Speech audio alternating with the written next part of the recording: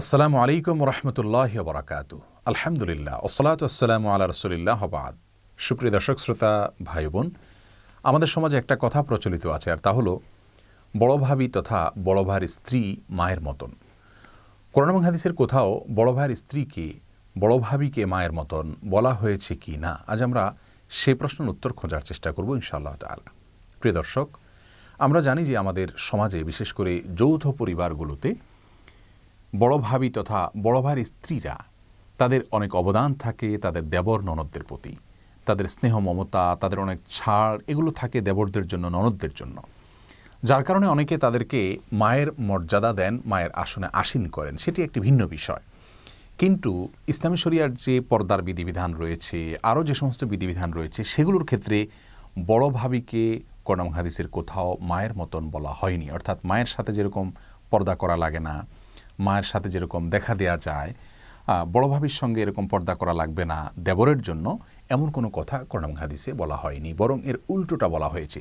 এ সম্পর্কে প্রিয় নবী সাল্লাল্লাহু আলাইহি ওয়াসাল্লামকে যখন জিজ্ঞাসা করা হয়েছে, তিনি বলেছিলেন আল হামভু আল মৌত, অর্থাৎ মেয়েদের জন্য তাদের দেবররা হলেন মৃত্যুর মতো, একইভাবে পুরুষদের জন্য তাদের শ্যালিকারা হলেন মৃত্যুর মতো।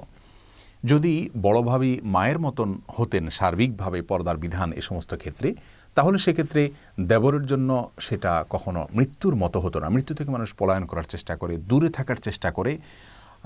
দেবরের জন্য ভাবিকে বা ভাবির জন্য দেবরকে এবং দুলাভাইয়ের জন্য শ্যালিকাকে মৃত্যু বলে নবী সাল্লাল্লাহু আলাইহি ওয়াসাল্লাম বোঝাতে চেয়েছেন তাদের থেকে যেন দূরত্ব বজায় রাখা হয়, কারণ এখানে ফিতনার আশঙ্কা অনেক বেশি।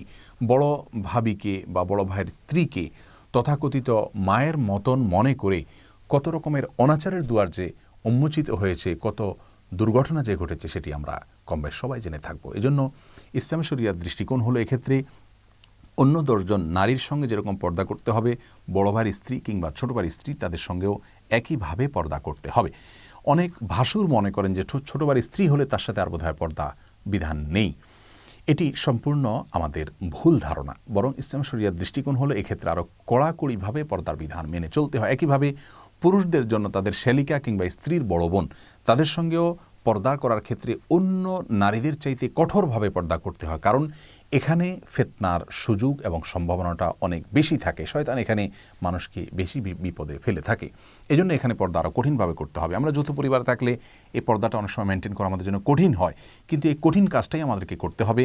আল্লাহ রাব্বুল আলামিনকে যদি আমরা সন্তুষ্ট করতে চাই এবং ফিতনা থেকে বাঁচতে চাই, বিপদ থেকে বাঁচতে চাই, আখিরাতে আল্লাহ রাব্বুল আলামিনের সন্তুষ্টি অর্জন করে যদি জান্নাতে যেতে চাই, তবে হ্যাঁ, আবারও বলছি, বড়ভাবে যদি কোনো অবদান থাকে, পর্দার বিধানকে পরিপূর্ণভাবে মেনে রেখে তার সে অবদানের প্রতি কৃতজ্ঞতা জ্ঞাপন করা যেতে পারে এবং করা উচিত।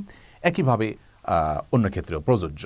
কিন্তু তাই বলে পর্দার বিধানের ক্ষেত্রে ভাবিকে মায়ের মতো মনে করা এটি ভুল ধারণা। আল্লাহ তাআলা আমাদের সকলকে সব ক্ষেত্রে ইসলাম শরীয়তের সমস্ত বিধিবিধানগুলোকে সঠিকভাবে মেনে চলার তৌফিক দান করুন। আসসালামু আলাইকুম রহমতুল্লাহি ওয়া বারাকাতুহু।